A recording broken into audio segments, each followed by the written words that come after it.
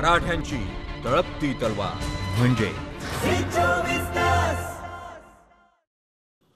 उपस्थितांनी अधिकारीगण, परमश्रद्धेय संतवृंद, उपस्थित नागरिक सज्जन, माता भगिनी एवं आत्मीय स्वयंसेवक बंधु, वर्ग के समापन में प्रगट कार्यक्रम में वैसे देखा जाए तो इस कार्यक्रम का पूरा संदेश आपके सामने आ चुका है। जो अमृत वचन आपने सुना, जो गीत आपने सुना, महास्वामी जी का जो आशीर्वचन हमको मिला है और स्वयंसेवकों ने जिस प्रकार की कृति यहाँ करके दिखाई है, इसको जरा देखते हैं और उसको सोचते हैं तो हमको ध्यान में आता है ये काम क्यों चलता है, इसकी क्या आवश्यकता है। भारत की आवश्यकता सबको है, ये तो अब उजागर हो गया है।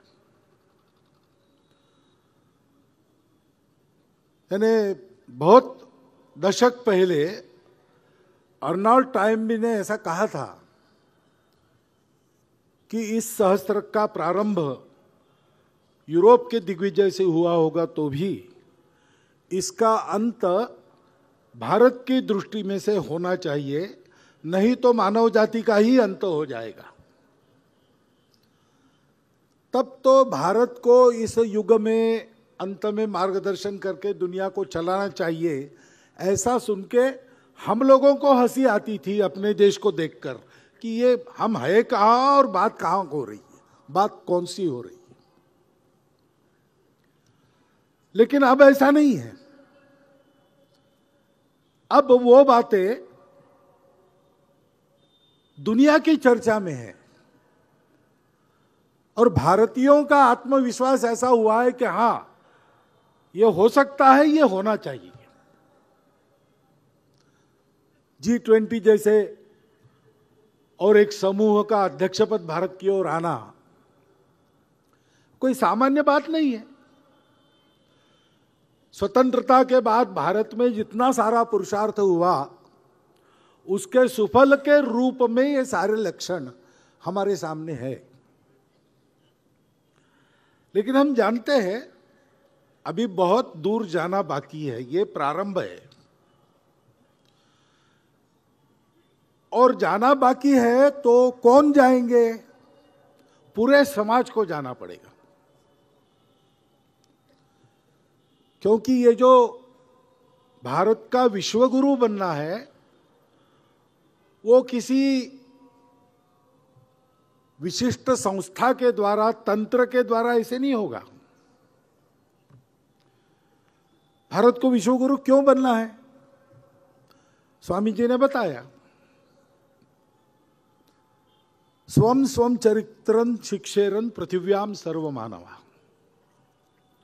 आज की स्थिति ऐसी है कि जीवन जीने के अनेक प्रयोग, मनुष्य का जीवन सुखी हो, पूरे समाज मानवता का जीवन सुखी हो, सृष्टि भी सुखी रहे, सबको सुख मिले, कोई दुखी न रहे,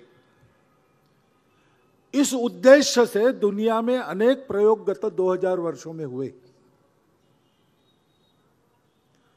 परंतु किसी का फल मनुष्य को पूर्ण सुख देने वाला नहीं हुआ और एक साथ सबको सुख देने वाला तो बिल्कुल नहीं हुआ। अनेक प्रकार की ठोकरें खाकर आज विश्व पुनर्विचार कर रहा है कि हमारी वो सारी बातें अधूरी रही, परिणाम नहीं दे पाई। अब परिणाम देने वाला नया रास्ता भारत से ही मिलेगा, क्योंकि एक साथ सबका सुख, शरीर मन बुद्धि का एक साथ सुख, मनुष्य, मानव समाज और सृष्टि का एक साथ सुख, अर्थ और कामों की आवश्यकता जितनी है उतना पूरा होते हुए भी मुक्ति की ओर मनुष्य बढ़े, ये दिशा, ये दिशा देने के लिए जो चौथी जोड़ने वाली बात है वो केवल भारत के पास है। भारत में ही उसका अनुभव पहली बार किया गया और भारतीय ऋषि मुनियों ने अपने दुर्धर तप से उस सत्य को, क्योंकि वो सत्य कहता है कि सारा अस्तित्व एक है, इसका मतलब है सारा विश्व एक है, इसका मतलब है सारा मानव समाज हमारा कुटुंब है, इसलिए हम कहते हैं वसुधैव कुटुंबकम। हमारा सृष्टि से संबंध क्या है? सृष्टि को हम माता मानते हैं, हम उसके पुत्र हैं, इसलिए तुलसी को भी माता कहेंगे, गौ को भी माता कहेंगे, पृथ्वी को भी माता कहेंगे, नदी को भी माता कहेंगे। वो हमारी पालन करती है, इसलिए कृतज्ञता का भाव प्रकट होता है, वो मां है। सारा विश्व क्या है? अपना कुटुंब है। अगर ऐसा है तो हमको जो जोड़ने वाली बात मिली, जो सबका सुख एक साथ प्रदान करती है, वो सारे विश्व को देनी चाहिए। उसके लिए एक समर्थ राष्ट्र की उत्पत्ति उन्होंने की, बहुत परिश्रम किया। कितने लोगों को शिक्षित करना पड़ा होगा ऐसा एक पूरा राष्ट्र जगाने के लिए।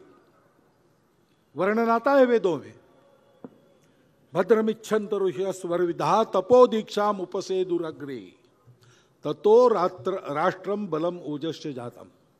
विश्व कल्याण की कामना करने वाले ऋषियों ने दुर्धर तप के द्वारा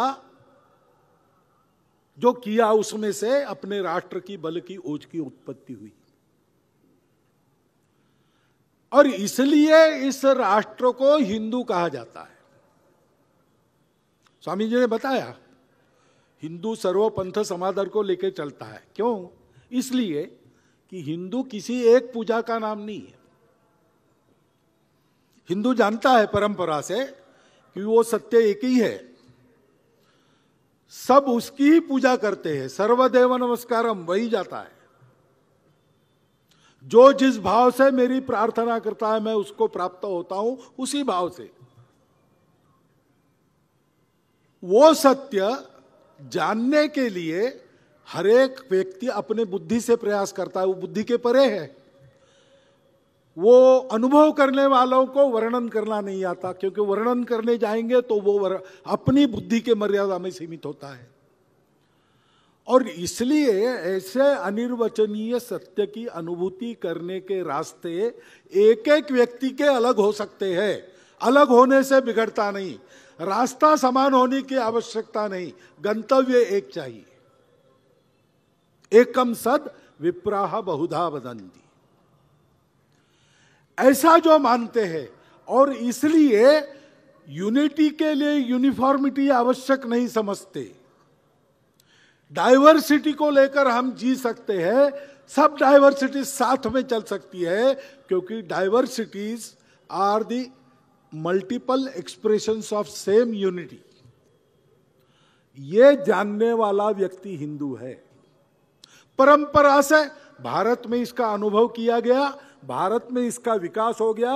भारतीय पंथ संप्रदायों के लोगों में, भारतीय प्रांतों के लोगों में, भारत में जितने विभिन्न प्रकार मनुष्यों के माने जाते, उन सब प्रकार के लोगों ने अपना अलग अलग वैशिष्ट्य, उसका तो रक्षण किया, उसका सम्मान किया, सबके वैशिष्ट्यों का सम्मान किया। लेकिन इस एक बड़ी बात को लेकर वो एक समाज बन गए, विविधताओं को रखते हुए। ऐसा दुनिया में और कहीं नहीं है। और इसलिए भारत को एक नाम दिया गया, सिंधु नदी के उस पार के लोग। स का ह होता है, हम हिंदू हो गए। हिंदू परंपरा से भारत का रहिवासी और भारत का उत्तरदायी है। और हिंदू कौन है, इसका असली उत्तर यह है कि जो भारत को अपना मानता है, भारत की भक्ति जिसके मन में है, जो इस प्रकार एकत्व का परिचय देने वाली, सबको साथ लेकर चलना सिखाने वाली सद्भावी संस्कृति है, ऐसा चलने के लिए संयम सिखाती है, कृतज्ञता सिखाती है। उस संस्कृति के संस्कारों के अंदर चलने का प्रयास करने वाला, और ऐसी इस संस्कृति को संवर्धित सुरक्षित करने के लिए जिन पूर्वजों ने त्याग बलिदान किया, खून बहाया, पसीना बहाया, बलिदान दिया, उनका गौरव मन में रखकर उनके आदर्शों का अनुसरण जो करता है वो हिंदू है, चाहे वो भाषा कोई बोले, चाहे वो किसी की पूजा करे या न भी करे, चाहे वो कपड़ा किसी प्रकार पहने, खान पान रीति रिवाज कुछ भी रखे, चाहे वो किसी घर में किसी जाति में जन्मा हो, किसी प्रांत का रहने वाला हो, हिंदू इन सब की वैशिष्ट्यता को कायम रखते हुए, सुरक्षित रखते हुए, इन सब को अपने आप में समाकर एक समाज बनाता है, वो हिंदू है। और वो उत्तरदायी है भारत के लिए। इसलिए ऐसे हिंदू समाज का संगठन करना, वो समाज जब बलशील युक्त होकर, गीत में कहा गया शील, शक्ति और प्रेम 3 शब्द है। शक्ति का महत्व है दुनिया में, दुर्बलों को कोई नहीं पूछता, अच्छी बात भी दुर्बल लोगों की है, कोई सुनता नहीं, और दुनिया के दुष्ट दुर्बल लोगों के ही पीछे पड़ते, क्योंकि सबलों के पीछे पड़ेंगे तो मार खाएंगे, तो जो अशक्त है उसको सब दबाते, किसका बलि देते हैं, जहां बलि होता है वहां। अश्वम घोड़ा नहीं लात मारेगा या भाग जाएगा, सामर्थ्य है उसका। अश्वम नैव गजम नैव, हाथी तो उठा के फेंक देगा। एक बार उसका अपराध किसी ने किया है तो जाके रौन देता है और ध्यान में रखता है, उपकार करने वालों को तकलीफ नहीं देता, अपकार करने वालों को मूल से उखाड़ के फेंक देता है। यह हाथी का स्वभाव है। गजम नैव, व्याघ्रम बाघ नहीं, अरे बाबा बाघ को कौन छुएगा, व्याघ्रम नहीं चाहिए। फिर कौन, अजापुत्रम बलिम दद्यात्, बकरी के बच्चे की बलि दो। देव भी दुर्बल की बलि मांगते हैं, देवो दुर्बल घातका। यह एक प्रकृति का सत्य है, सारी दुनिया उसको मानती है, सारी दुनिया कहती है सर्वाइवल ऑफ द फिटेस्ट, लेकिन दुनिया यहां रुक जाती है। भारत इस सत्य को पाने के बाद इसके आगे जाकर सोचता है, अगर सर्वाइवल ऑफ फिटेस्ट ये सत्य है और सारी सृष्टि में हम ही है, जो हम में है वही सारी सृष्टि में है, तो इसका मतलब है कि फिटेस्ट की ड्यूटी है कि वो सबके सर्वाइवल के लिए मदद करे, सबका प्रोटेक्शन प्रोवाइड करे। दुर्बलों की रक्षा सबलों का कर्तव्य है। यहां से शील का जन्म होता है। 2 प्रकार का शील है, एक व्यक्तिगत चारित्र्य है, मनुष्य को सत्यवचनी होना चाहिए, मनुष्य को अहिंसक होना चाहिए, मनुष्य को संयम पालन करने वाला रहना चाहिए, मनुष्य को संग्रह नहीं करना चाहिए। 10 नियम है, यम और नियम हम कहते हैं, संपूर्ण मानवता के लिए अत्यंत उपयुक्त है, किसी एक की बपौती नहीं है। भारतीय सभी पंथ संप्रदाय सब में एक देखो इससे शुरू होते हैं और इन 10 नियमों से आचरण करने पर उनका उपदेश समाप्त होता है। बीज का दर्शन अलग अलग है, पूजाएं अलग अलग है, परस्पर विरोधी भी होगी। और वैसे देखा जाए तो रामकृष्ण परमहंस जैसे संतों ने भारत में बाहर से आई उपासना को भी करके देखा और यही बताया कि अंतिम उपलब्धि तो एक ही है। झगड़ा किस बात का है, जो तो मत तो पत। ये व्यक्तिगत चारित्र्य है। हर एक राष्ट्र का भी अपना शील होता है। हर एक राष्ट्र का जो उगम होता है सृष्टि में, उसका कोई कारण रहता है। उस राष्ट्र को सारी दुनिया को एक सत्य देना है, उसके लिए वो पैदा होता है, उस सत्य को लेकर बड़ा होता है, उस सत्य को सारी दुनिया को समझाने के बाद काम पूरा हो गया, उसका विलय हो जाता है, स्वयं विलीन हो जाता है अथवा बाकी दुनिया उसको नष्ट कर देती है। अपने अपने राष्ट्र के सत्य को शिरोधार्य मानकर अपने जीवन की रचना करना, दुनिया में उस सत्य को बढ़ावा देने के लिए अपने व्यक्तिगत स्वार्थ को भी मर्यादित करना, इसको कहते हैं राष्ट्रीय चरित्र। हमारा राष्ट्रीय चरित्र क्या है? हम सारी दुनिया को संतुलन सिखाएंगे, हम सारी दुनिया को उनके स्वभावों के अनुसार उनका कर्तव्य क्या है ये कैसे पहचानना, उसका मूल देंगे, उसकी वैल्यूज देंगे। हम सारी दुनिया को जीवन का ऐसा तरीका देंगे जो सदा सर्वदा आनंद देने वाला, सुख देने वाला है। तथागत कहते हैं अंत में, मध्य में और आदि में सर्वत्र सुखदायक, आनंददायक। हम इस प्रकार का जीवन का तरीका अपना बनाएंगे और ऐसा जीवन का तरीका दुनिया में रहे, क्योंकि वो सारी दुनिया को सुखी करेगा, इसलिए काम करेंगे। उसके लिए हम अपने राष्ट्र को बलवान रखेंगे। हो सकता है उसमें मेरे अपने कुछ उसूल हमको पीछे रखने पड़ेंगे, हो सकता है उसके लिए मेरे अपने स्वार्थ मुझे छोड़ने पड़ेंगे। ये होता है राष्ट्रीय चारित्र्य, राष्ट्रीय शील। और ये हम क्यों करेंगे? हमको क्या करना है सारी दुनिया में? हमको दुनिया को जीतना नहीं है, हमको दुनिया को जोड़ना है। संघ में हम प्रार्थना करते, शक्ति मांगते भगवान से, अजय्यांच विश्वस्य देहि स शक्ति। यानी क्या? संपूर्ण विश्व को जीतने वाली शक्ति, ऐसा अर्थ नहीं है उसका। उसका अर्थ यह है विश्व में कोई हमको जीत ना सके, क्योंकि ये काम करना है तो हमको साबुत रहना पड़ेगा।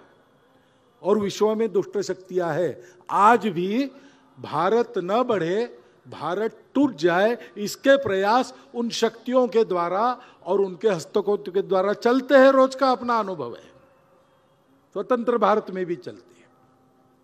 छोटी छोटी भावनाओं को हवा देकर, आपस में लड़ाइयाँ लगाकर, उनके आग पर अपने स्वार्थ की रोटी सेकने वाले यहां पर भी है। व्यक्तिगत चारित्र है, राष्ट्रीय चारित्र नहीं है। इसलिए हम कहते हैं कि हमको कोई जीत न सके, हमको किसी को जीतना नहीं है, हम सबको जीत सके, ऐसा हमने शक्ति का स्वरूप नहीं माना। क्यों? क्योंकि सब हमारे हैं, किसको जीते हम? अगर जीतना है तो हम अब स्वयं को जीतेंगे। जो स्वयं को जीतता है उसने सारी दुनिया पर विजय पा लिया, यह हमारी मान्यता है।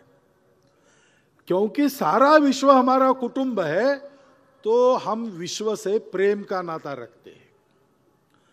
और इसलिए गीत में शील, शक्ति और प्रेम ऐसा कहा गया। शक्ति को शील और प्रेम की मर्यादा में रखा गया है, तब वो सच शक्ति बनती है। हिंदू समाज को ऐसा शक्ति संपन्न हम बनाना चाहते हैं, इस राष्ट्र को ऐसा बनाने के तरफ ले जाने वाला समाज हम खड़ा करना चाहते हैं, जिससे दुनिया की सारी समस्याओं से उसको निजात मिलने वाली है। अब कोई दूसरा रास्ता बचा नहीं है, तो ये तो होना ही पड़ेगा।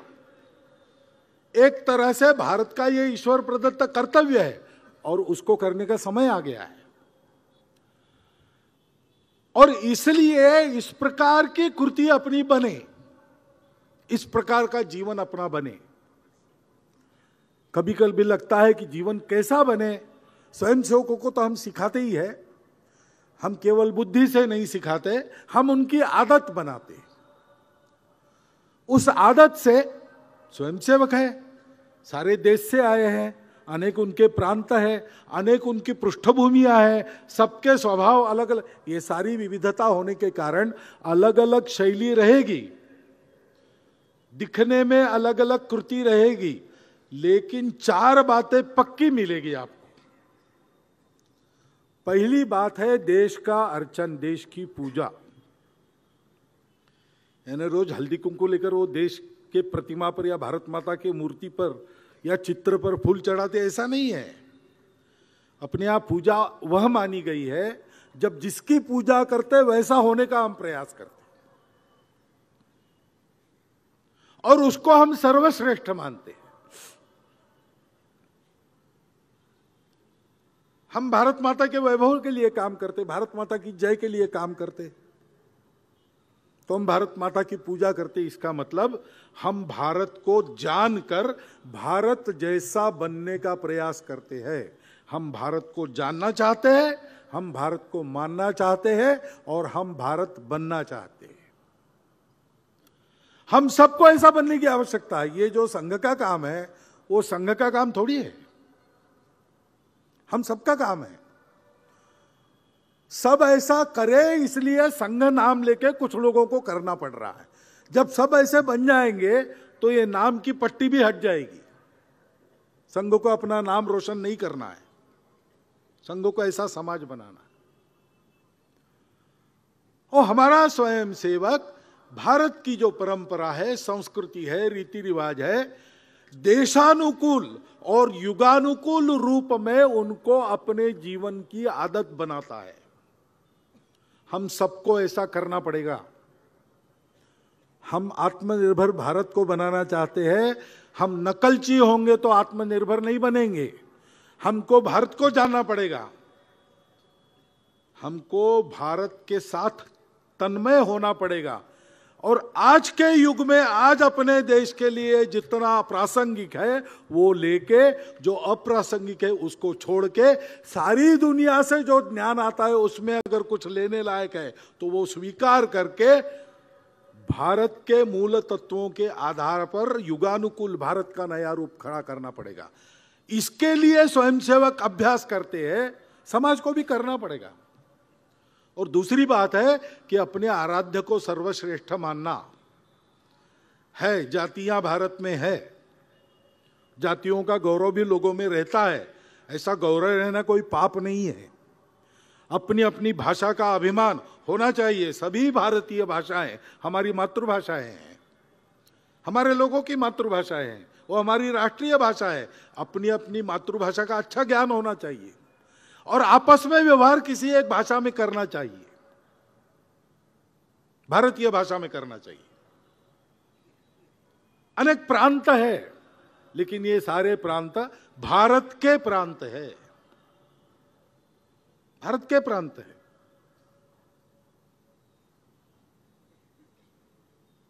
जहां नेपाल के शिक्षार्थी है, उनको बहुत खराब लगा जब किसी ने कहा कि नेपाल भारत से अलग हुआ। उन्होंने कहा ये अलग होने वाली बात क्या है, हम तो पहले से अलग राज्य थे। और केवल नेपाल अलग राज्य था ऐसा नहीं, बहुत सारे अलग राज्य थे। स्वतंत्र भारत में कितने संस्थानों का विलीनीकरण हुआ सरदार पटेल के प्रयासों से। क्योंकि व्यवस्थाएं अलग अलग होने से देश अलग नहीं होता, राष्ट्र अलग नहीं होता। हम एक है, हम एक है, विविधताओं के बावजूद है। क्योंकि विविधता अपनी जगह पर है, उसका सम्मान है, स्वीकार है, परंतु राष्ट्र हमारा सर्वोपरि है। हम अगर भारत माता की अर्चना करते हैं तो सबसे बड़ा भारत है, बाकी सब उसके बाद में, बाकी सब उसके लिए, उसके काम में आता है तो हमारा, उसके आड़े आता है तो हमारा नहीं है। ऐसा भाव मन में लेकर भारत की सेवा के लिए प्रयास करना, यह है देशार्चन। दूसरी बात है सद्भावना। सारे समाज को यह करना पड़ेगा तो सारे समाज को जोड़ना पड़ेगा। और इतनी सारी विविधताएं हैं और कुछ ऐसा इतिहास भी है कि आपस में थोड़ी थोड़ी कटुता भी है, क्योंकि हमने ही किया, हम अपने आप को भूल गए, भेदभाव किया, हम ही लड़ गए आपस में। उसके कुछ संस्कार अभी शेष है। मराठी में कहावत है की होळी संपली पण शिमगा नहीं संपला। होली उत्सव हो गया, लेकिन उस समय जो चिल्लाते वगैरह है वो बाद में भी कुछ दिन चलता रहा, वैसा हो गया है। वो संघर्ष समाप्त हुए। हमारे नए संविधान ने हमको आर्थिक राजनीतिक समता दी, सामाजिक समता लानी चाहिए, ये कर्तव्य भी दिया है। परंतु सामाजिक समता बोलने से नहीं आती, उसके लिए सद्भावना होनी पड़ती है। यह सद्भावना का व्यवहार करना, सबको अपनेपन से देखना और अपनी सद्भावना से दूसरों के हृदय में सद्भावना का दीप जलाना, ये कर्तव्य, इसकी आदत हम स्वयंसेवकों को लगाते, लेकिन ये सारे समाज का कर्तव्य है ना। और फिर इस देश ने हमको दिया है, इस समाज ने हमको दिया है। सारे विश्व में हमारी प्रतिष्ठा इसलिए है कि हम भारत के हैं। तो जो लिया है उसको वापस करना है, यह ऋण चुकाना है। इसलिए अंग्रेजी में कहते हैं गिविंग बैक, हमारे यहां शब्द है ऋण मोचन, ऋण से मुक्त होना। पूर्वजों का ऋण है, पितृ ऋण है, देव ऋण है, 3 प्रकार के ऋण हैं, ऋषि ऋण, देव ऋण, पितृ ऋण। एक राष्ट्र ऋण के अंदर इन सब का समावेश होता है। उस ऋण को चुकाना, मिला है, जो मिला है या जो मैं कमाता हूं उसका उपयोग क्या करेंगे, सबको बांटने के लिए करेंगे, वापस देना है, ऋण मोचन। इसकी भी आदत शाखा में लगती है, अनेक कार्यक्रमों में लगती है, देने से ही शुरू होता है। ये सब लोग यहां आए, अपना शुल्क, अपना प्रवास का खर्चा करके आए, और कोई धन्यवाद इनको मिलने वाला नहीं है। बहुत मेहनत की है, सर्टिफिकेट नहीं मिलने वाला है। देना ही देना है, लेना कुछ नहीं है। तेरा वैभव अमर रहे मां, हम दिन 4 रहे न रहे, ये आदत लगाते हैं। सबको ये आदत चाहिए। अपने देश को ऐसा बनाना है तो लगातार परिश्रम करने पड़ेंगे। कुछ दिन ये भूलना पड़ेगा कि मेरा देश मुझे क्या देता है। वर्षों तक, दशकों तक प्रयास करने पड़ेंगे, मैं अपने देश को कितना दे सकता हूं। तन समर्पित, मन समर्पित और यह जीवन समर्पित, चाहता हूं देश की धरती तुझे कुछ और भी दूं। इस वृत्ति से जीवन जीना पड़ेगा। और ऐसा जीना है तो चौथी बात अनिवार्य है, हमको व्यक्तिगत और सामाजिक अनुशासन का पालन करना पड़ेगा। बहुत महत्वपूर्ण बात है। भगिनी निवेदिता ने कहा कि स्वतंत्र देश में नागरिक अनुशासन का पालन ही देशभक्ति का नित्य प्रकटीकरण है। डॉक्टर बाबा साहब अंबेडकर साहब ने संविधान प्रदान करते समय जो 2 भाषण किए, उसमें यह कहा है कि अब हम स्वतंत्र हो गए। ब्रिटिशों को यहां से खदेड़ने के लिए आंदोलन करते समय हमने जो तरीके अपनाए वो अब नहीं चलेंगे। ये अब अपना देश है, अपना राज्य है, ये समझ के हमको चलना पड़ेगा। उन्होंने कहा मैं तो सत्याग्रह को भी ठीक नहीं मानता हूं।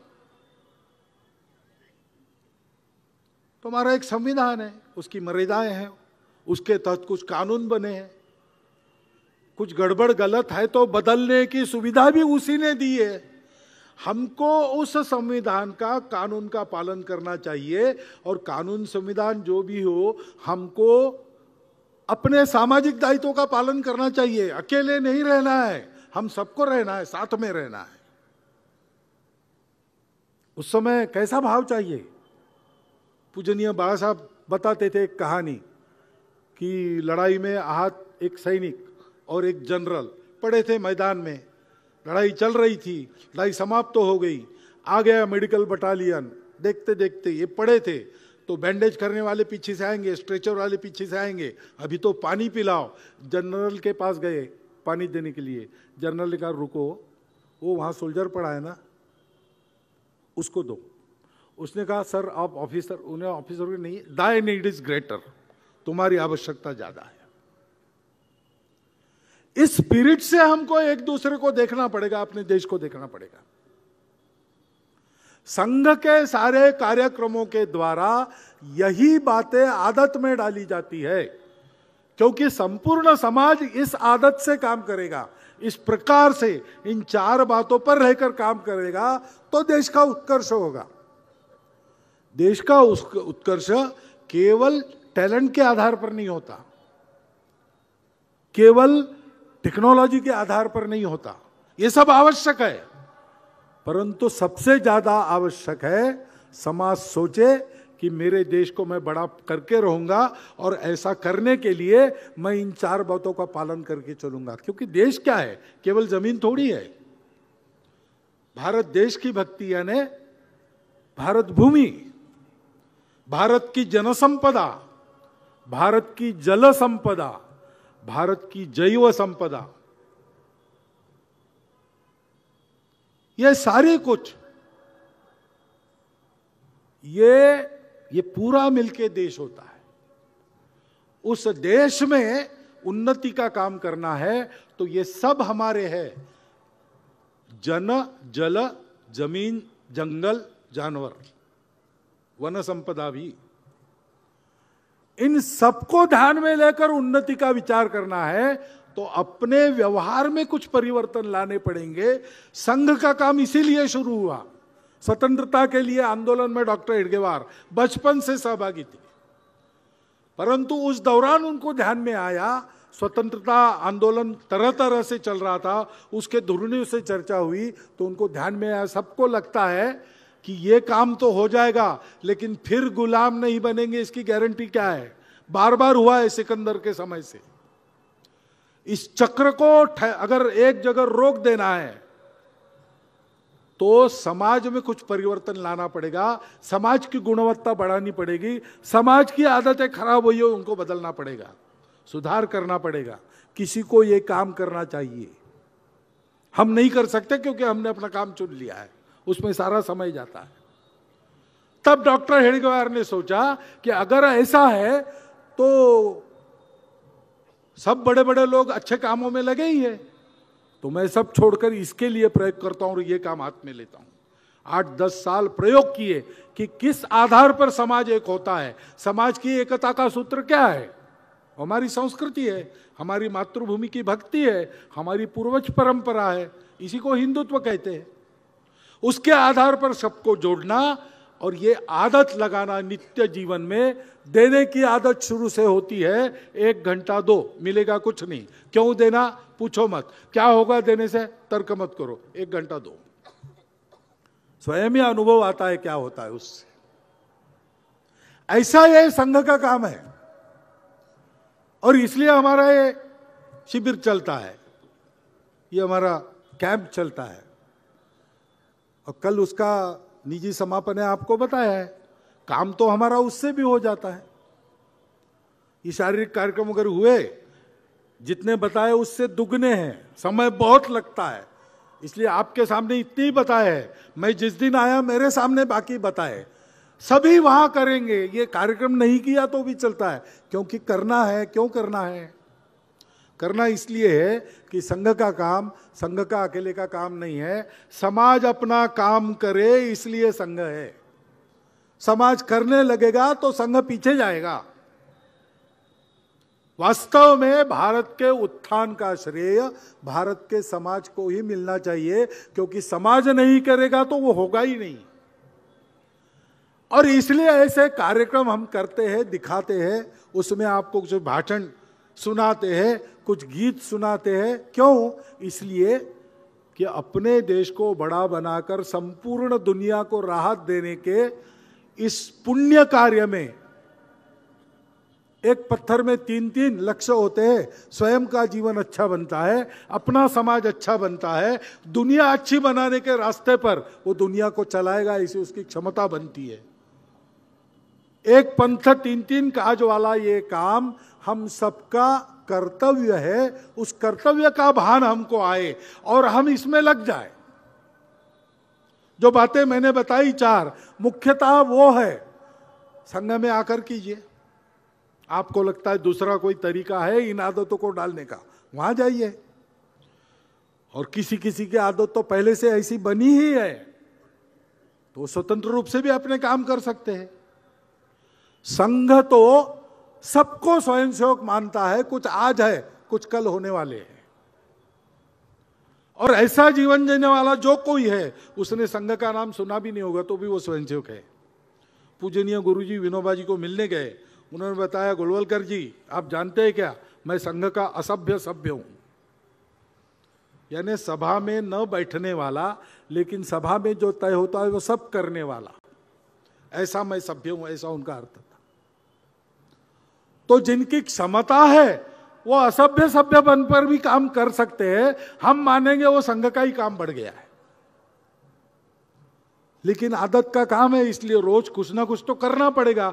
अगर कहीं और तरीका आपको नहीं है तो संघ का तरीका है, शाखा में आइए, अपने आप को 1 घंटे की मेहनत से योग्य रखिए, फिट रखिए, और अपने पसंद का काम चुनकर समाज का प्रामाणिकता से, निस्वार्थ बुद्धि से उसको कीजिए।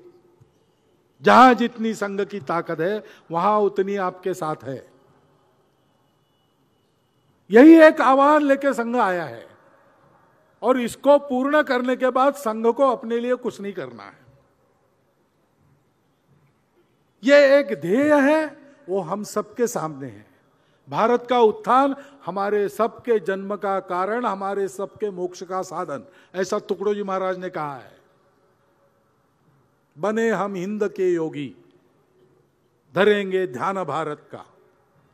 उस आवाहन को मेरे अपने शब्दों में आपके स्मरण के लिए मैं आपके सामने रखता हूं, और इस कार्य के लिए कार्यकर्ता बनने का आह्वान देते हुए अपने 4 शब्द समाप्त करता हूं।